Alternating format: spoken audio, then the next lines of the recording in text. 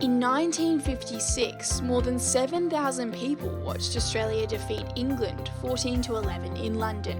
It was the first time the two nations had played each other, and Pat McCarthy was Australia's captain. A pocket dynamo at 4'11", Pat is now 84 and she loves the game more than ever. She looks back on that definitive year. And I can remember Mum and my sisters and I lived on a tram line in Albert Park, and Milk Bar was on the tram line. And I was going every Sunday morning to these, selections. And my sisters would be waiting out the front of the Milk Bar. And say, "Did you make it? Did you make it?" You know. Well, I made it, and I never looked back. Culminated in 1956 trip. Absolutely fantastic. We went by ship and it took us 4.5 weeks. We were met by the English hierarchy, you know, and then it turned out we were a year early. We shouldn't have been there till 1957. So they were in a spin, But they did it well. I mean, they knew we were coming, but somebody had made a mistake about which year it should have been. We had to ask for time to wash our hair. It was just non-stop schools, luncheons.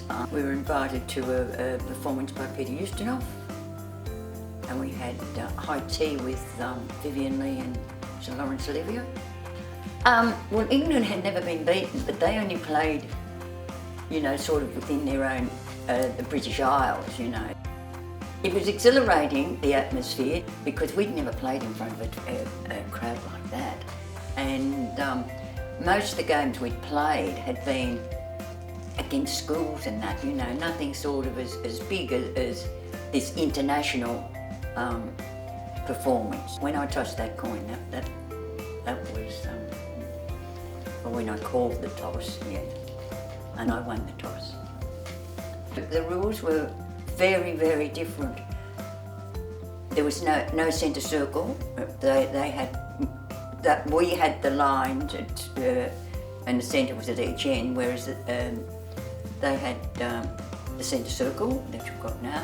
You had to sort of make a compromise set of rules. I waited till half time to see how we were going, and I knew that we'd clicked, you know, that we'd clicked on court, and that it was possible that we would take it away. I felt confident, and I sort of tried to pass that message on to the girls. That as far as I'm concerned, what makes a good captain is putting the other players before you. And, you know, sort of a mother image, you and your chicks, and make sure that they're confident in the way they're playing.